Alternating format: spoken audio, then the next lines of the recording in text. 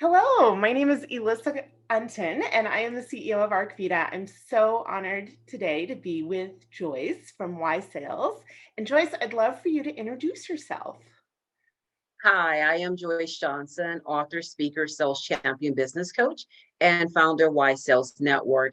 At Y Sales Network, we help, as I say, inform, educate, and engage college students, graduates, and companies, bring them together for great job resources and training around the sales profession. I love it. And that's a big mouthful. Thank It you. is a mouthful, because, I love my college babies. I've been working with them for over 15 years. They've grown up, and so now they needed something different from me. And so as they grow in their careers and become leaders and things, then I'm moving my program and my information, my articles and things that I give to meet that need, but still not leaving out the other college kids that I still want to coach and mentor and help them understand what they need to be successful in corporate, right? So I have this book, Top 10 Sales Tips for College Grads. And everyone says, well, what is that book about? I said, I want you to understand when you get to your first job, you need a plan, right? We're sick and tired of you showing up with your social security card and your ID. We need you to have a plan. You, And in college, they're teaching you many things, but I think that sometimes not intentionally, right? Certainly not intentionally. So our big number one goal is to help colleges close that gap, that recruitment gap, and getting students recruited. And I personally, with everything I know, believe that the sales profession is the best link for that. But I tell them sometimes, in college, not intentionally, but they just don't get to those parts of things, right?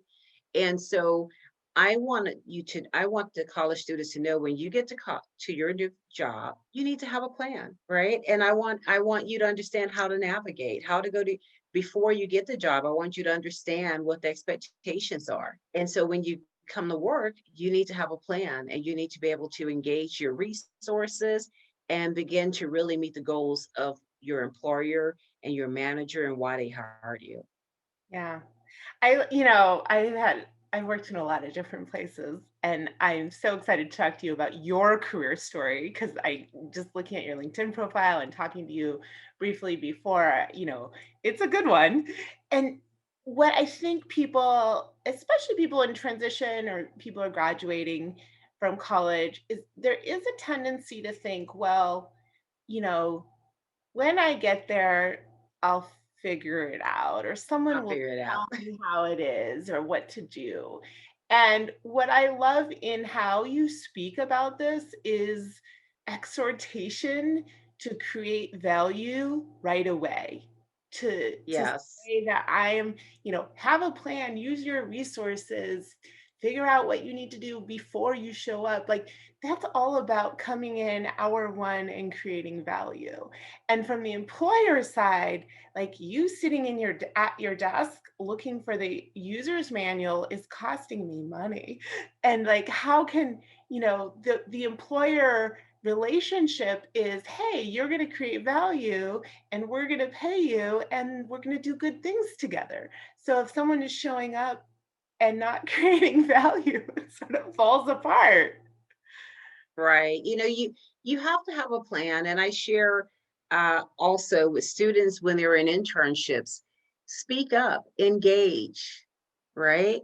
That's the time that you may either they're going to appreciate what you said and they're going to nurture your thoughts and they're going to, love it or they're not, right? And you may get a job hired, you may get hired out of it or maybe not. But the reason you're on that internship, you're at that company because someone saw something in you and because they believe that you would add value. If they did not believe you would add value, you wouldn't be there. So don't sit there thinking, oh, because I'm just a college student. Oh, because I'm young. Oh, I don't know what I'm doing. I'm here to train. I'm just here to listen. No, engage in conversation, engage in thought. If I love working with college students, this is the last 3 months probably is the first time in a very long time that my company hasn't had an intern. Even when I was a corporate entrepreneur and not full-time entrepreneur, I had an intern working with me. And the reason for that, I've learned so much from young people, about apps and technology and just what they're learning in college new and new ways to do things. So when I explain to them, that's why the employer brings you in for an internship, because they want to know what you know and they Yeah. want to know how to apply it. So, because you're their future customer. If they wait until you're 30 to start preparing for you, then they're already behind the game. So I Yeah. want them to understand the value that they bring to the table. So I have like 4 different ways I wanna talk to you because what you're saying is so interesting, and, I think where I wanna start is understanding your career, how you approached even college and post-college, and then from there, what happened. If you're as much as you're willing to share. Our audi Okay. our audience is, US professionals who have earned at least a bachelor's degree, and about a half of our audience has, master's or higher. So definitely people who have been studying, have had a lot of success, and now are in transition, either right out of college up to like 5 years out is our Activate program, and then our Pivot program is people who are more experienced. So I would love to hear about how you decided when you were in college, what did you study? Where did you go and what did you study? Well, I attended college at Purdue A&M University. It is a historical Black college university. It's about 40 miles north of Houston. I grew up in Galveston, Texas, which is about 40 miles south of Houston. So then you travel through Houston to get to either side, and so my mom took that journey and up there and dropped me off. And so I studied journalism communications. I was a journalism student in high school. I just did a webinar with my mom, and she talked about how when I was in high school, she's like, "You sure this is what you want to do, or what have you?" Well, she talked me out of becoming a lawyer because she read a book. I wanted, she read a book about the fence attorneys. I cannot remember the name of that book, but at any rate, I went to school for journalism. I'd always been in journalism. I was an editor on my high school paper, and I get to college and I go to apply for a job because I needed to work in college. Mhm. And yes, that was a real thing. And so I went to apply for a job, and it was in the sports information department. Well, great thing about high school, I've been writing articles on sports. I've been standing on the sidelines at the football games, taking pictures, and then I would write an article. And so I knew sports. I never played sports, so I knew sports. So I get a job because basically I typed faster than the guys. You Yeah, know, that's the thing. It doesn't take that much to stand out. again, how do you add value, right? And Yeah. also, I went there, and they were athletes and things, but I went there with a portfolio. So Mhm. here I am at 18 years old, entering college, Ready to show and what you can and do. I have my portfolio from when I was a journalism student that highlighted all my articles and awards and everything that I'd done I love it. And in high so school. you started working right away in the sports information department in your campus. Started working right away. And I have a book, 5 Things You Need to Know to Get a Job Today. The first thing is know who you are. You have to know who you are and how you bring value to whatever situation that you're going into. And I So, love that because in ArcVida, we have our 5-stage process starts with what we call visualize, which is the framework of who you are.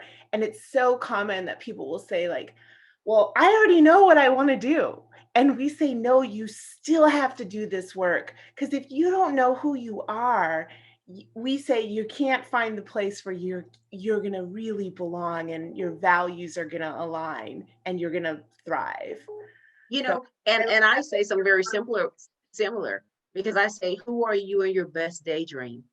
Right? So you need to understand who you are, but you also need to understand that desire of who you want to be.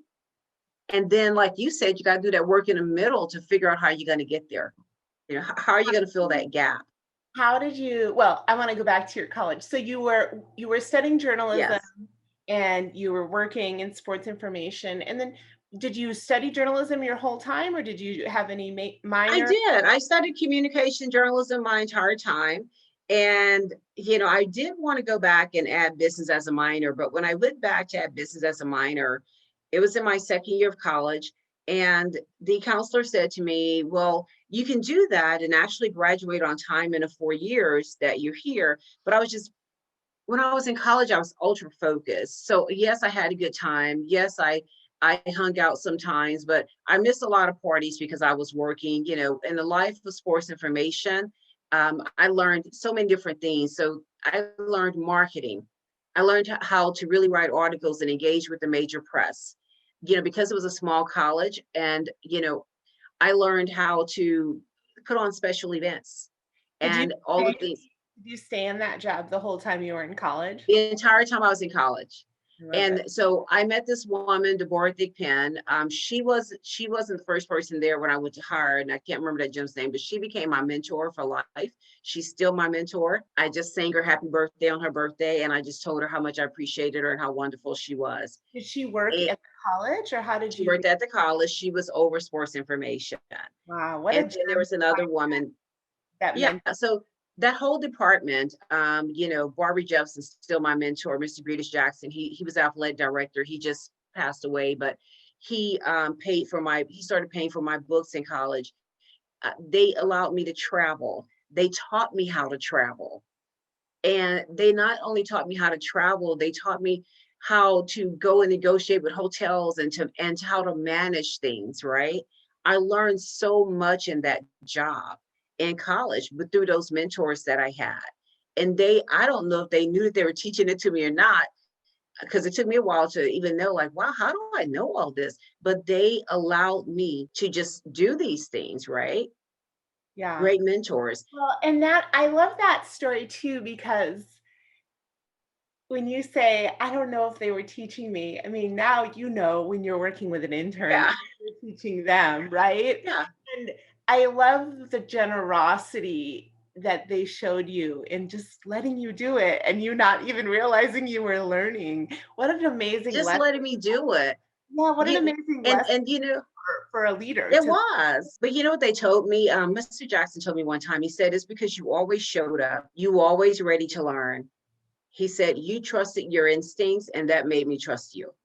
yeah, that's wonderful. We had an executive coach, Raj Kumari Nyogi, on our we did an event with her with Raj Kumari end of August anyway, and her work is about belonging, about really and inclusion, but really showing up in a space where you are valued and where you can bring your full self so that you're not in a place of fear. And it sounds to me when you talk about that experience that you were fully there, that you could show up and learn, that you belong Yes, I was fully and there. had no, you weren't encountering the isms or some of the other things that go badly when you don't belong. And you were just able to learn. Right. And I just think college was a great experience for me. Of course, you have everything that goes along with college and things, but it was a good experience for me because I worked in that department because I had those mentors, people who are still in my life to this day. And also I worked on the radio station. I did radio in college, with the news, reported the news in college. And so when you're at a small college like that, it's just so much, you can do whatever you want to do. You just have to decide what it is you want. I wrote on the newspaper, participated on the radio, and I worked in sports information. I love it. Yeah. So after college, anything else noteworthy in the summer? Any interns or internships or anything during the summer that you pulled any lessons from or made a big impact on you? Well, I did do an internship with a radio station here in Houston. And I will say then is probably when I started, when I left my comfort of my campus, was when I didn't realize it until a little bit later that then there was the isms, right? You notice that they taught the boys how to slice the tapes and how to do the real detailed DJ things. And the girls, we were just kind of sitting in a DJ booth in the morning, listening in, or they wanted us to go into marketing and put together packages and take it to the marketing, take it to marketing events, maybe because we were cute girls. And I didn't think about it back then, but later when I thought about it, that's definitely what was happening Yeah. doing that internship. And then I left the comfort. I left the comfort of home, which was my college, and branched out, and I saw something different. Yeah. So after you graduated, what was your first job? How did you land it? And what do you remember learning there? Well, my first job, actually, I was already having a part-time job as well. Like I said, in college, I needed to work. So I had moved to Houston, and I had my job in sports information, but I'd also taken on other jobs. And so I was selling shoes at a department store, which was really great. I mean, I was getting good commissions and things like that. But when you graduate, you feel like you need a I graduated job, right? And so, and I knew that I liked sales because I was getting commissions for selling shoes. It's one of the departments at the store that really paid better commissions, in shoe sales. And so I took a job selling alarm systems. And that's when they were first popular and things. I was like, oh, this is going to be great. But it was one of those jobs that's makes people afraid of sales because it was a commission only job. Mhm. And I had to, take some money I gotten from family for graduation and go to the training in Dallas and invest in myself. So, but they had promised me that when I got back to Houston, there would be someone that worked with me and that would help train me. And, that I can do ride-alongs with occasionally and different things. And so that didn't happen. And so I said, that's okay. I can do this. I can do this. And I was going out every day. And I remember my college boyfriend, connected him sometimes in the evening because he was still in school and I was living in a townhouse away from campus.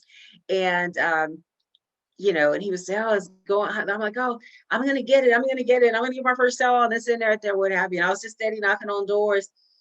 And because I didn't have that support and that extra training that I needed, I think sometimes around closing, because I've studied a lot on closing since then, and I am known as the closer.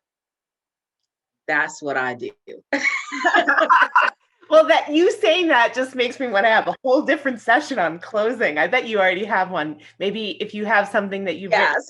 on closing, we can include that. Yeah. The 15 in the book about job tips, interviewing tips is close. I love it. You got to close the business. You got to ask for the job. But so now because of that, and I realized, because I just kept saying, what went wrong? Why didn't I do that? I was getting in, I was getting up every morning. I say, get up, show up, follow up.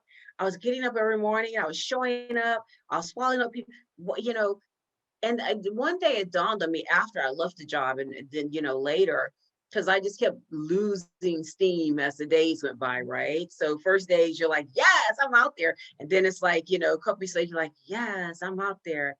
Yes, I'm out there. Okay, I'm here. Okay, no, I quit. Yeah. And so I shared that in my book, Why Sales for College Students, because I want to be very honest that, there are those jobs out there. And I don't recommend that my college students or anyone new to sales take those type of jobs where there is no support, and you can still take a job in network marketing. You can take an all commission job. You can take a sales job that has a base salary and commissions. But I don't recommend a person that is new to sales taking a job where you don't have any support system and where you're going to be truly in that entrepreneur spirit and doing it on your own. Yeah, well, and that I think that's a really broadly applicable statement, whether it's a sales job or any other kind of a job where you're new to what you're doing. And even, even when you're very experienced, sometimes collaboration or even sales or marketing materials can become very important in this function. So you clearly left the alarm sales. Talk Yeah, I love there. Yeah. Talk to us about the next part of your career, what you decided to do next and where you went, what you learned. So, from there, I actually took a public sector job, and I went and worked for the unemployment commission. And I quickly learned that that was not where I wanted to be. And I had some not great experiences there that I'm sharing in my book. But what that taught me was that I would not settle. I would not settle and not do what I wanted to do in my career, in my life. So I sat down as I have in different times in my life and I wrote out a plan of where I wanted to be and what I wanted to do. And I decided, well, I've been in sports. Let me see if I can get into one of the sports organizations here in the city of Houston. The first one that I was able to apply for was with the Houston Rockets. Now, when I went to apply, I thought it was going to be a sales job. I still always think that sales is the best way to get into an organization. I wanted a marketing job, but I knew if I go in there in sales, I could open the doors, sales where the money's at and do well. So when I went to take the sales job, it was actually a contractor. It wasn't direct, but I still took it because I figured that it would eventually get me there. But we were selling the season ticket packages. And so one day they did exactly do just that. They came and they said, we need someone to go to the arena. The company is, the team is going to do a promo. They're out of town, but they're going to do a promo. They need people at the arena. So I'm like, yes, here I go. This is it. And so, people are like, they weren't going to work at night. And I'm like, yeah, I could tell people, raise your hand. I raise my hand, I'm like, I'm your girl. Yeah. Yes, I'll be, what time do you need me to be there? I'll be there. And so, so I went over to work at the arena that night. Amazing night. Sammy Davis Jr. was playing. I got to meet him and his chef and him. It was an amazing night.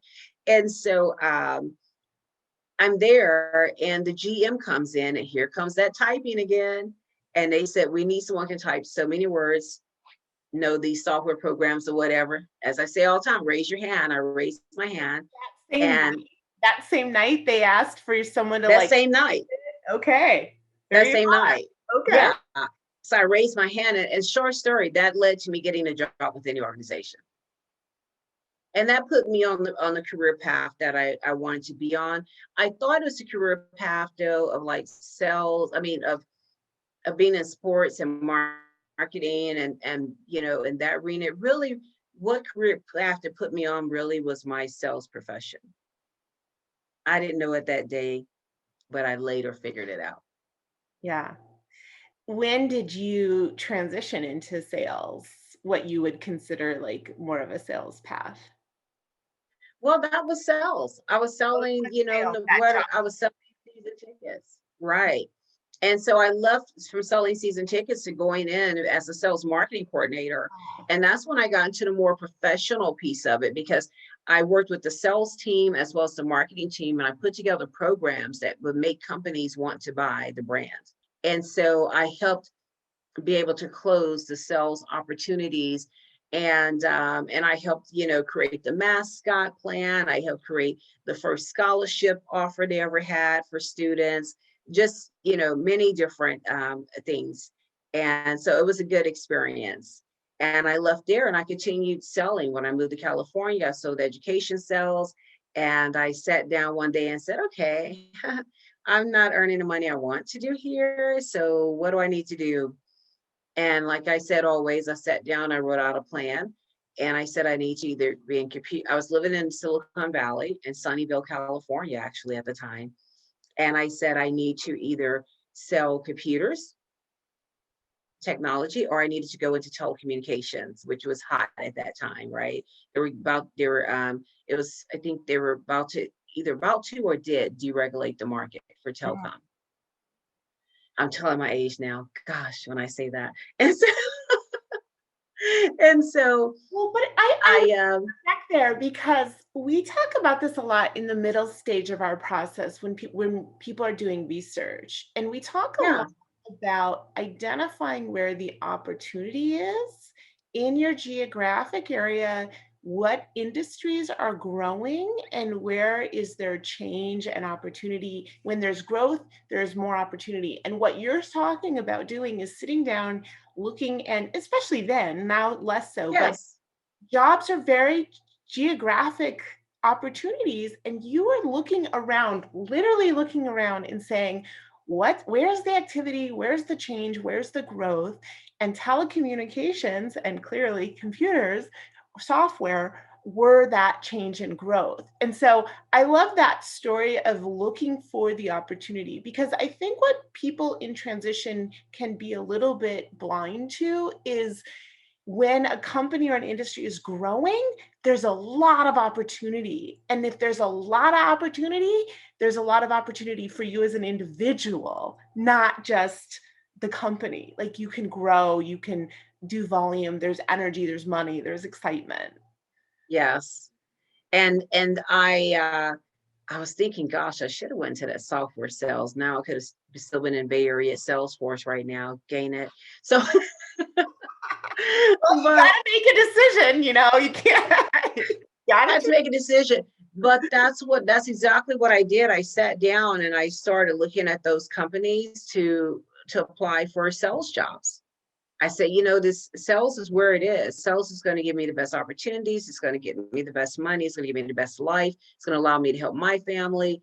This is what, I need to do now. Where am I going to do it?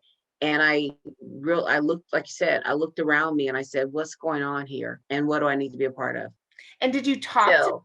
How did you do that research to figure out what you wanted to be a part of? I did that research on my own, Did you talk actually. how? Did you talk to people or No, I looked at the job ads and I saw where the jobs were. you were I read finding what your articles. community was? Okay. Yes, I read articles and magazines to, went back to my college days and they said, pick up a USA Today, pick up a Time magazine, pick up these different magazines and see what's going on in the world. And that's what I did. I remember going to the bookstore and buying about 5 magazines and beginning to read and do my research. That's what I did. And I said, let me figure out what's going on in the world. As I say all the time, what does the world need right now? And what skill set do I have to offer where I can fill the gap? I love that. I love that. It's such a lock-in, once you know who you are and you understand what the world needs, and you can step in to fill the gap. And what we say too is when you're sitting across from an employer and you're saying, "This is what I can offer. This is how I can fill the gap." So they just want to hire you. Like, when can you start? You know? And you have to know who you are to be able to communicate that. Oh, And you yeah. have to understand your skill set. And that's why you just can't go in for the interview just thinking you're going in for an interview. When people ask you about yourself and who you are and your experiences, you really need to understand that. You need to understand the value that they brought. And there may have been times in my life where I didn't fully understand that, or I understood it, but I didn't realize the value of it, right? So as I get ready to coach other people, I can say, here's where I was successful, and here's why I believe I was successful. I'll share with you. It's a story I was about to share when I said, "Are you recording?" And then I didn't share the story. I'll share with you a story that really brought this home for me. When I first moved out to California and I was applying for a role, I told you I did a brief stint in educational sales. It was a panel interview. And it wasn't just a panel interview where you had a panel of people interviewing you, because we did, but also the other people who was interviewing for the job was in the room. Wow. So pretty competitive. Pretty competitive. And that was the best interview I ever had, because it allowed you to know that, first of all, when you walked away, you knew that if you didn't get the job, it was some very talented people in the room, very talented people in the room. It also made you look around the room and you see them and you immediately begin to calculate what your strengths are.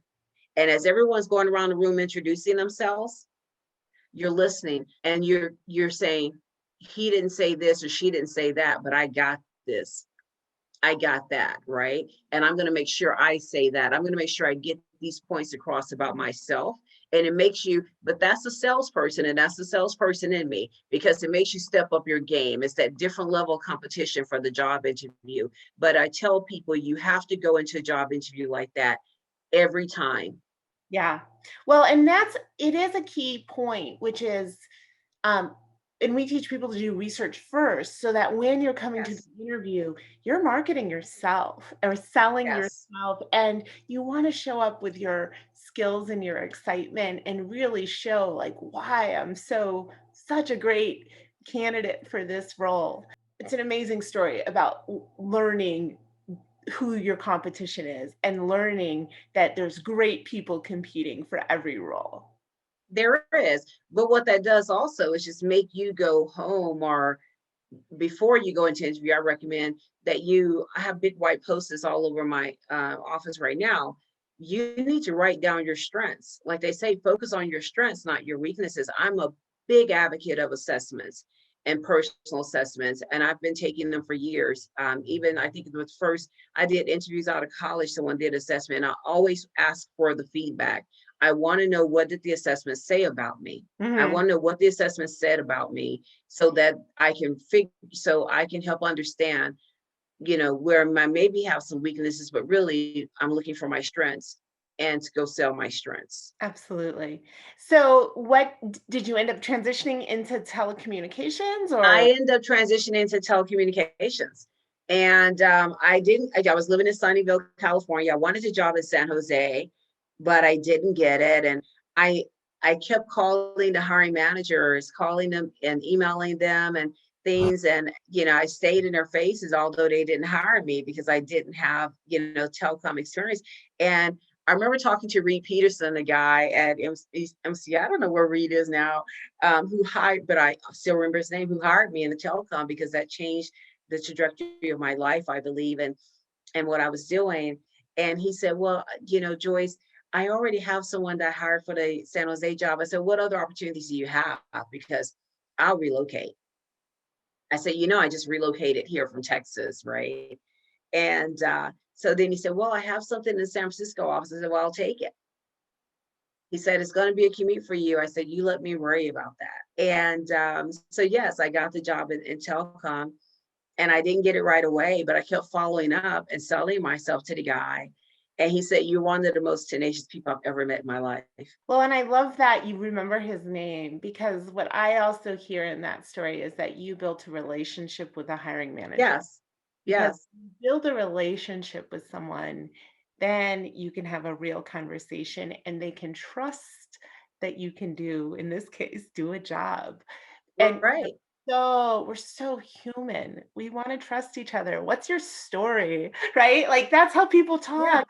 And we just want to know, like, if I hire you, are you gonna be great and show up? And you showed him that by building that relationship, even though that's not a common scenario, which is when you're not hired, you build a relationship afterward. Like that's not a common scenario. I built a relationship with Reed and a few other people, other companies, and I kept calling them.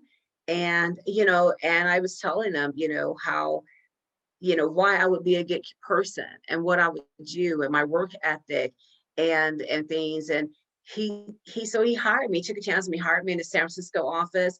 I was the first one on the team to close the deal in that space that they were opening. I closed the largest deal in that space, and then I wasn't afraid to go after the big fish and, and clients and things. And I'll be honest with you, I closed the deal before I really even understood the product.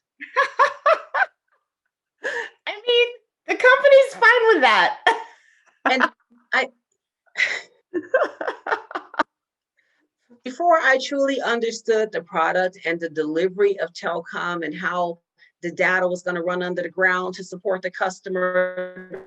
That's And amazing. it was one of the largest deals in the area, which led to me getting a promotion and coming back to Houston. A lot of people didn't want to go to Houston when they said they needed someone in Houston, but Houston was home for me. So I was like, well, maybe I'll consider it. I kind of played into maybe I'll consider it, as I need to make sure I get extra money and stuff.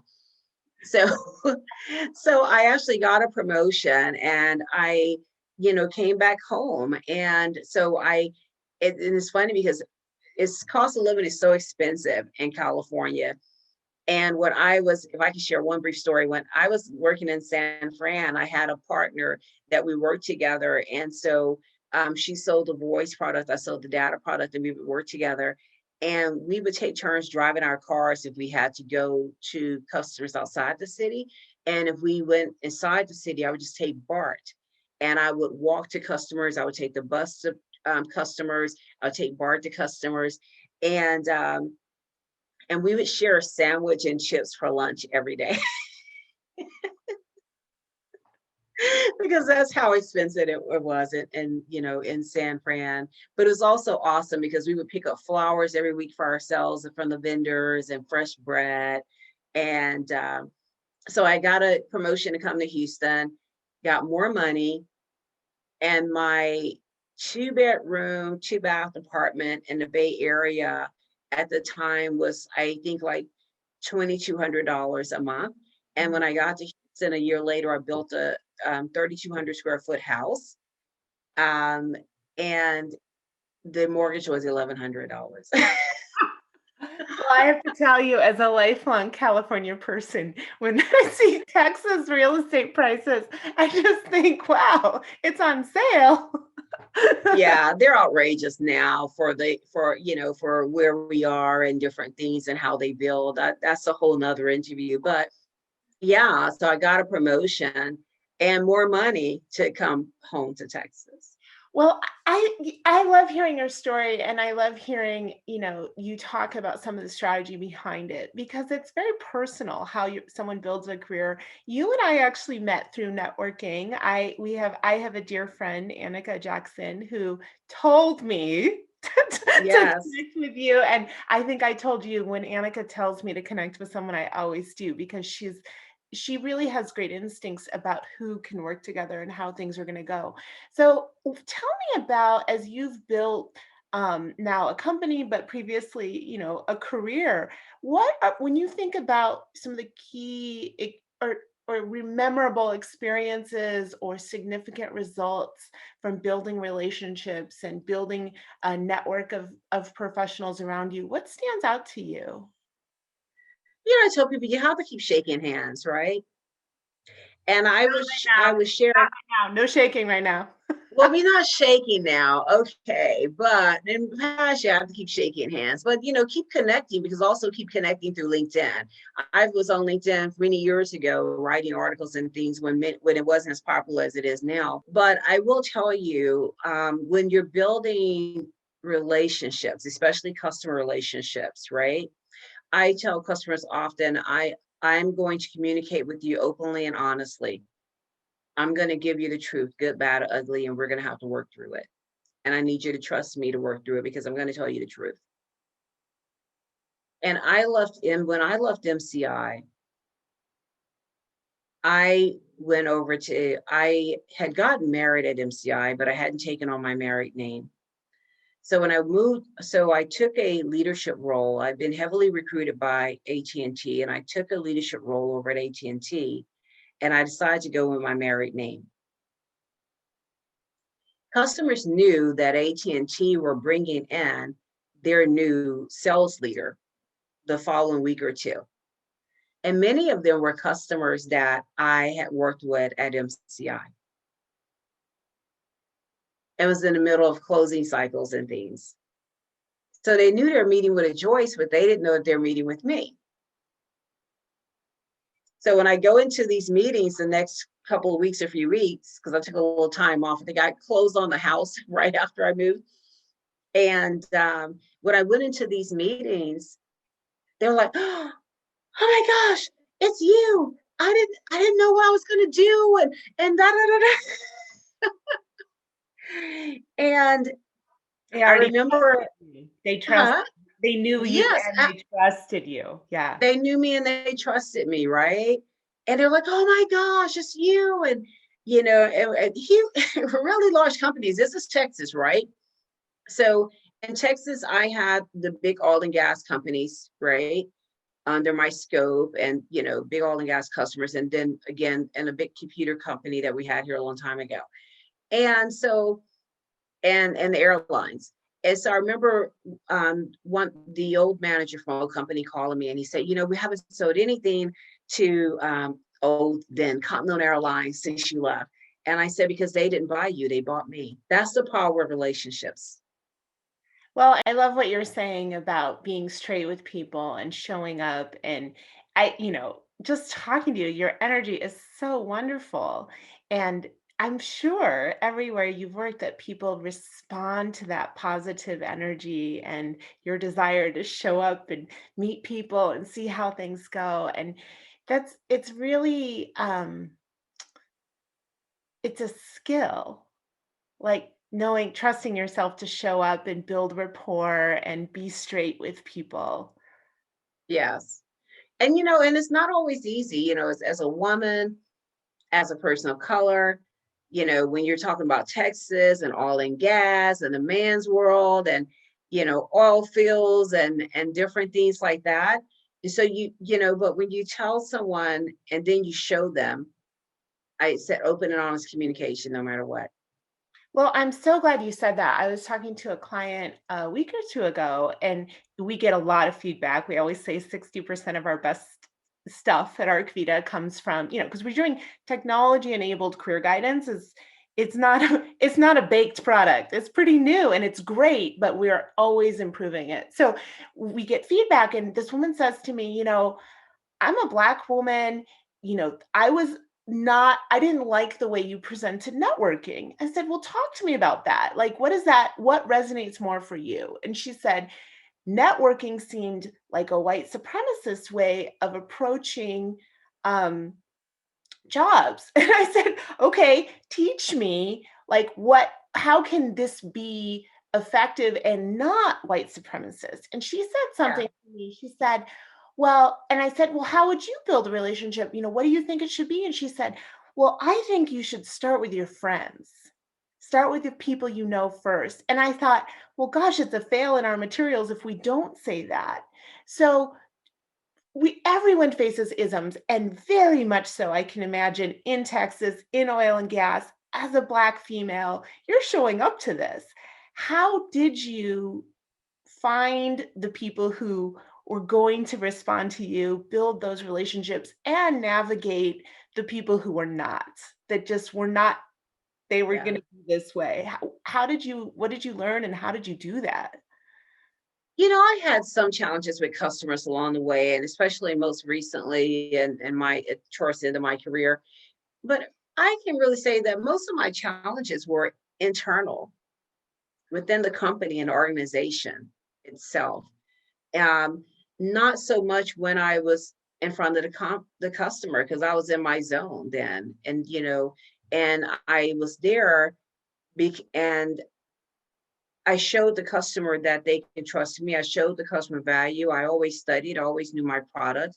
And I didn't, and like, and I always bought in resources, which customers loved. I always bought in, my resources to show the customer that, hey, I'm going to close you on this, but this guy's the one that does the work. And I knew how to make customers feel comfortable with that because they just weren't talking to a salesperson.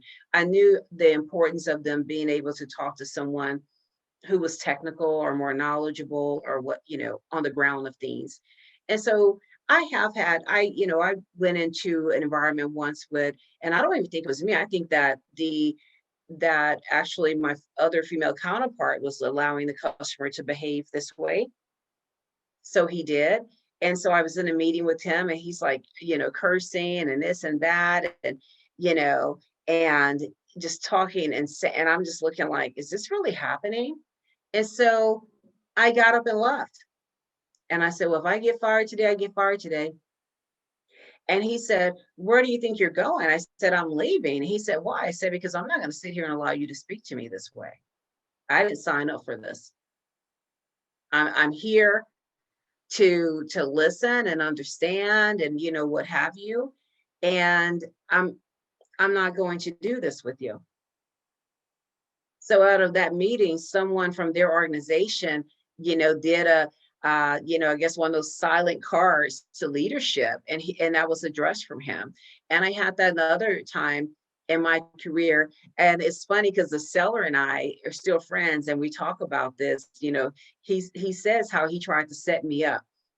He didn't want me to be his new manager, right? A woman coming in, trying to tell the guys what to do with their oil and gas customers and things. So they took me to his most difficult customer. And they probably told the customer to be more difficult, right? So I get to Louisiana, I don't know and the customer is just throwing this tantrum, and I'm just sitting here like I'm sitting now. And I'm just like, okay, I'm gonna let it talk about this so often, right? Because as a leader, I always had an hourglass in my office and I allowed everyone to complain. And then once I flipped it and sat it on the desk, they knew they had to shut it off, right? And so I did just that with the customer. I was looking at my phone and I was like, okay, I'm looking at the time and I'm going to say, okay, I'm going to give him 15 minutes of this. And at that 15 minutes, I cut him off and I said, Mr. Customer, I understand your challenge and, and that, we dropped the ball and I'm here to resolve it. I'm here to make it better. I'm here to find out how we can support you. So, you can keep complaining about this, or we can sit down and break bread and talk about how we can make things better because I'm hungry and you have a restaurant next door. So we went next door and ate. We talked about it. And Love that. I mean, I love yeah, how you connected the purpose with the universal human need to eat because everyone can connect over food. That is everyone can connect brilliant. over food. I feed people Brilliant. all the time. I feed people because everyone can connect over food. And especially when you're in a great state of Texas or Louisiana and you're eating some food. So, Well, you one day know, I'm gonna come visit you. We're gonna go. You're gonna show me where the great places are. yes. As a wrap up, I'm looking. Speaking of time, I'm looking at our time. This is such a fun conversation. Okay. I am It is. I'm really honored and grateful that you're willing to share so candidly, like what has happened in your career and how you've gotten where you are.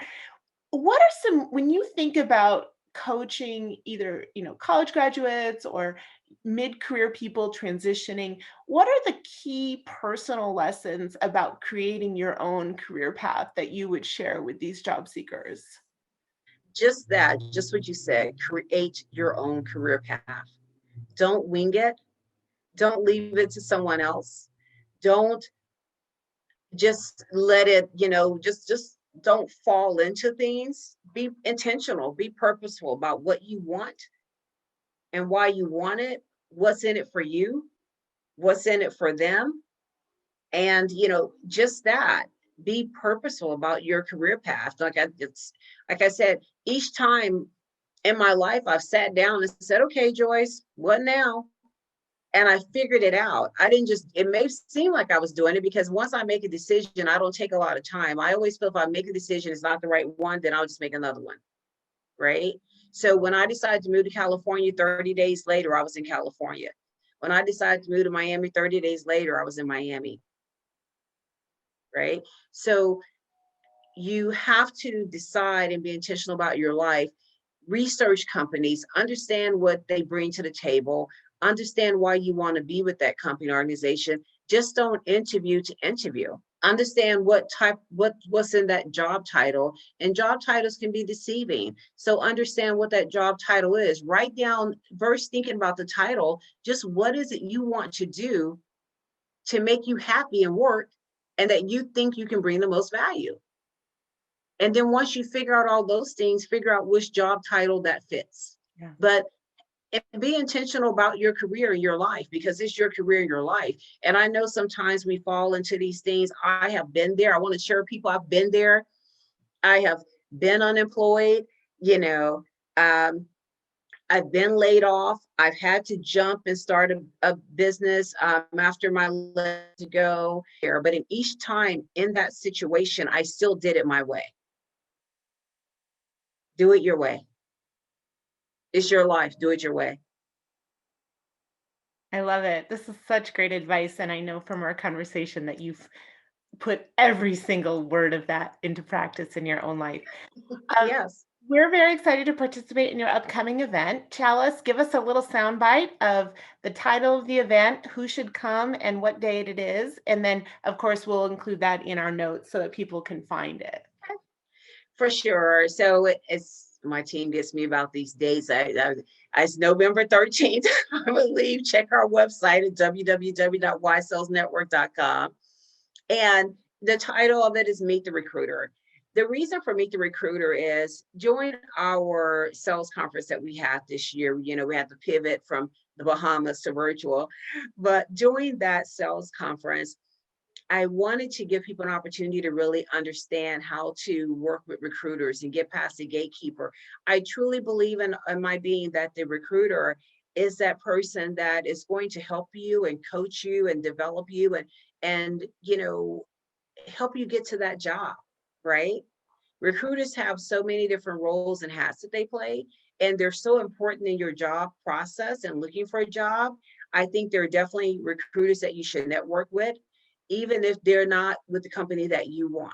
So I wanted to bring in recruiters from different companies and organizations that could share tips and insight with interviewees, whether you're a first-time interviewer, you're leaving college, or if you were a seasoned individual, because a lot of people, especially now during COVID, sellers have lost their jobs and they're looking to pivot into different industries, but still stay in sales.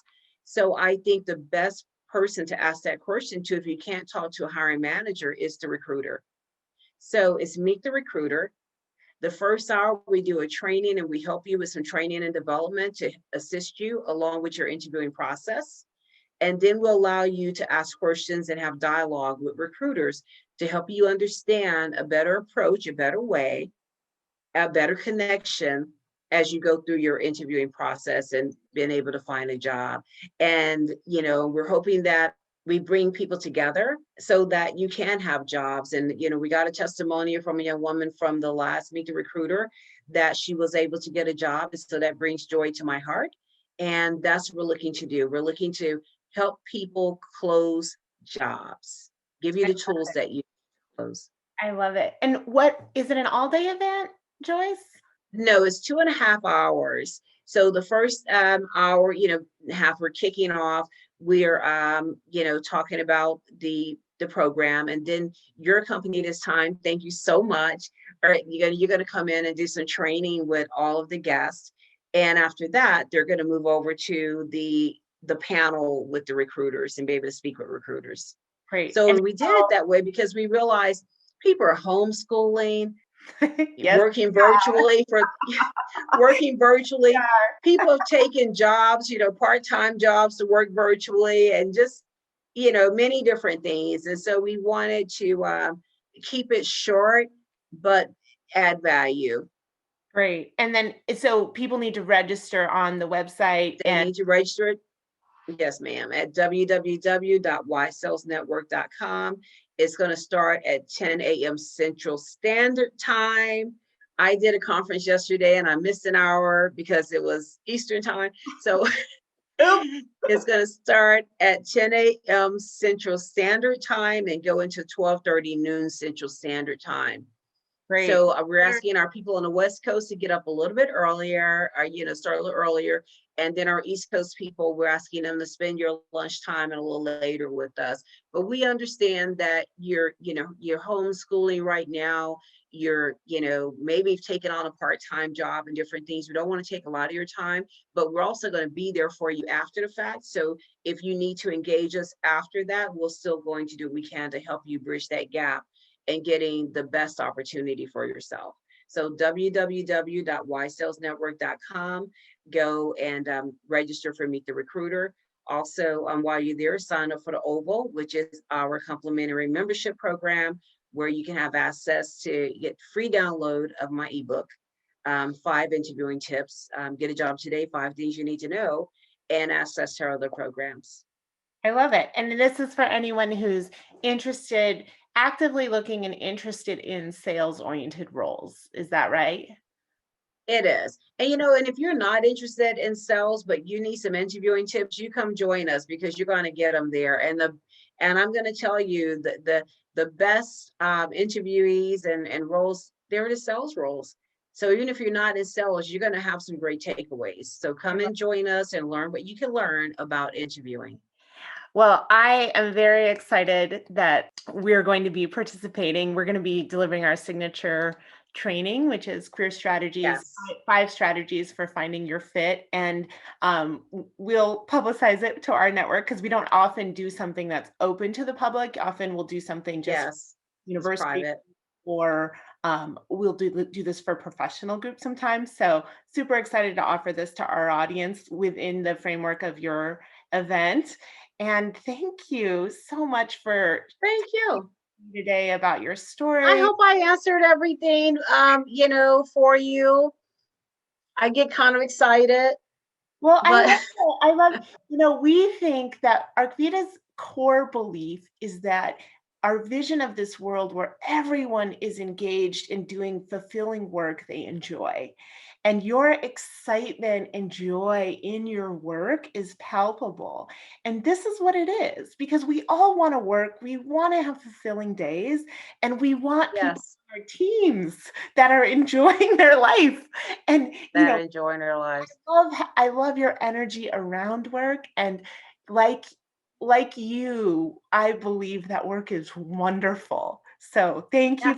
thank you for bringing that to this conversation. Thank you. Well, I look forward to working with you guys on this. We're super excited. And, we are putting together little snippets also of the recruiters to share. And I'm adding a recruiter. I wasn't hadn't planned to add another recruiter, but I had a recruiter reach out to me today, and her in her bio it says, "I want to be a part of something special." And I was like, I sent her a note. I was like, "You're gonna make me do the ugly cry early in the morning." I'm like, "You like, I need you. I need someone with that type of compassion and love to be in front of our guests." And because those are the recruiters that once the people leave to meet the recruiter, that if they reach out to them, they're still going to engage and they're still going to help. And so that's what Meet the Recruiter is all about, finding those recruiters that are passionate about what they do.